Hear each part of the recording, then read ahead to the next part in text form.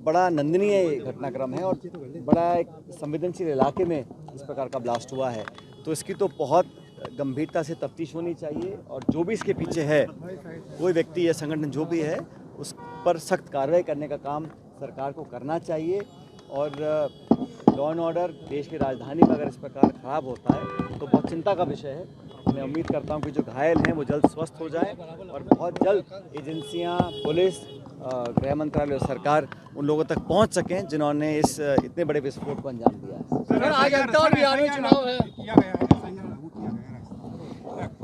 देखिए, SIR का जहाँ तक मसला है, ये समूचा विपक्ष, इंडिया अलायंस के तमाम जो हमारे गठबंधन के साथी हैं, कांग्रेस पार्टी के नेता प्रतिपक्ष राहुल गांधी जी, हम सब कई बार कह चुके हैं कि देश में या प्रदेश में जब भी SIR हो वो पारदर्शी तरीके से हो, जल्दबाजी में ना हो, दबाव में ना हो। जो वोट के अधिकार से वंचित अगर कोई रह जाता है तो वो सीधा सीधा लोकतंत्र पर आक्रमण है। हम चाहते हैं जो नागरिक है और जो वोट देने का अधिकार रखता है उसका वोटों से लिस्ट से नाम ना कटे। वोटर लिस्ट पार्टी से शेयर किया जाने चाहिए और जो कागज पत्री प्रमाण जो भी चाहिए निर्वाचन आयोग को, वो समय सीमा इतनी रखें ताकि पर्याप्त समय में लोग अपना साबित कर पाएँ कि वो उस वोटर लिस्ट में हैं। जैसा बिहार में सूचना मिली है, लाखों लोगों के नाम काटे गए हैं, एक एक मकान में 150, 200, 250 लोगों के नाम जोड़े गए हैं, जो लोग जिंदा हैं उनको मृत दिखाया गया है और मरे हुए लोगों के नाम जोड़े गए।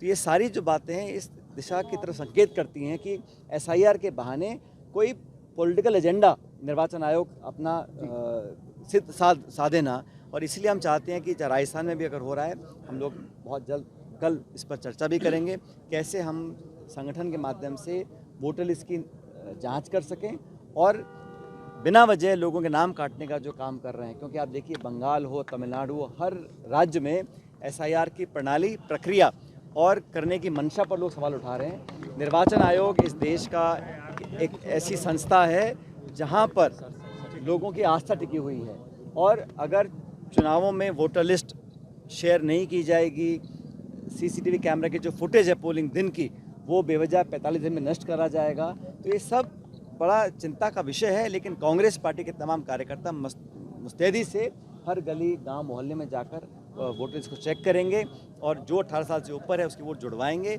और अगर के गलत वोटर्स को करवाने का। सर, 2002 की जो है वो मांगी जा रही है भाग संख्या, ऐसे में आम पब्लिक जो है परेशान है। देखिए, थोड़ा दिक्कत लोगों को हो रही है, लेकिन सुप्रीम कोर्ट ने इसमें कुछ दिशा निर्देश दिए हैं कि पोलिंग के दिन 12 या 11 और ऐसे प्रमाण हैं जो वोट देने का अधिकार लोगों को सकते हैं। सुप्रीम कोर्ट के इंटरवीन करने के बाद लोगों को थोड़ी राहत मिली है, लेकिन निर्वाचन आयोग की जो कार्रवाई अब तक आई है वो ना तो निष्पक्ष है और ना ही वो पारदर्शी है।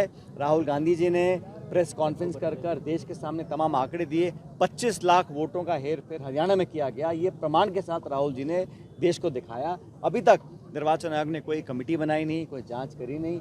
इसलिए वोटों की जो चोरी का बात हम लोग करते हैं वो एविडेंस के साथ राहुल जी ने जनता को दिखाए हैं। दुर्भाग्यवश निर्वाचन आयोग ने अभी तक कोई कार्रवाई नहीं करी उसके ऊपर। अंदर चुनाव हुए हैं आज तक। मैं चाहता हूं कि अच्छे शांतिप्रिय माहौल में ये चुनाव संपन्न हो और ये चुनाव क्यों हो रहे हम अच्छी तरह जानते हैं। भाजपा के विधायक को न्यायालय ने अयोग्य घोषित किया, इसी वजह से चुनाव वहाँ पर हो रहा है। लेकिन हमारा कैंपेन, हमारे पूरे प्रयास पूरी पार्टी के बहुत अच्छे रहे। मैं खुद अंता में गया हूं, हमने प्रचार भी किया है और मुझे पूरा विश्वास है कि हमारी पार्टी को वहां विजय मिलेगी। सर, राजस्थान में 1 स्टेट 1 इलेक्शन होने जा रहे हैं, क्या कहना? इस पर अभी कोई चर्चाएं हो रही हैं, लेकिन अभी तक इस पर कोई आधिकारिक कोई लोगों ने टिप्पणी नहीं करी है। लेकिन सरकार जो भी करती है, मुझे लगता है कि जनता और पॉलिटिकल पार्टीज को कॉन्फिडेंस में लेकर करना चाहिए। बिहार में विस्तार हुआ है मंत्रिमंडल का, राजस्थान में विस्तार नहीं हो पा रहा है। यहाँ तो पता ही नहीं चल रहा ना हो क्या रहा है। यहाँ कौन तो सरकार चला रहा है। अभी चीफ सेक्रेटरी को बदला गया है, पहली बार बहुत दिनों बाद देखा है हमने ऐसा हुआ है। तो यहाँ जो अंतर्द्वंद है अफसरशाही का, पॉलिटिकल लोगों का, पार्टी के अंदर जो खिंचाव है, इतने सारे सत्ता के केंद्र बने हुए हैं, 2 साल में जनता को पूरी तरह निराश इस सरकार ने किया है। ग्रामीण क्षेत्रों में सारे निर्माण और विकास के काम ठप पड़े हैं और ये सरकार सिर्फ अपना विज्ञापन और भाषण और भ्रम फैलाने में लगी हुई है। धरातल पर काम बिल्कुल नहीं हो रहे हैं। इसलिए यहाँ 2 साल में बहुत जल्दी सरकार ने अपना विश्वास खो दिया है।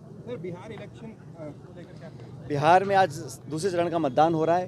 पहले चरण की जो रिपोर्ट हमारे पास आई है उसमें गठबंधन को अच्छी बढ़त मिली है और वहाँ पर बिहार के लोग बदलाव चाहते हैं और आप समझ सकते हैं भाजपा और जेडीयू पहले साथ आए, फिर अलग हो गए, फिर साथ आए, अब आगे क्या होगा मुझे मालूम नहीं, लेकिन गठबंधन हमने लोकसभा चुनाव साथ लड़ा है और आरजेडी, कांग्रेस और माले और वीआईपी पार्टी हम सब मिलकर चुनाव लड़ रहे हैं और आज के पोलिंग के बाद जब परिणाम आएंगे 14 को, मुझे पूरा विश्वास है कि जो बदलाव जनता चाहती है वो होगा और हमारी महागठबंधन की स्पष्ट बहुमत की सरकार बनेगी। दिल्ली के अंदर साथ साथ नजर आए हैं इलेक्शन में, क्या लगता है? अब मुझे भाई उनकी पार्टी है, वहाँ कौन प्रचार करता है, कैसे प्रचार करता है, कितने मन से करता है, ये आप उनसे पूछिए।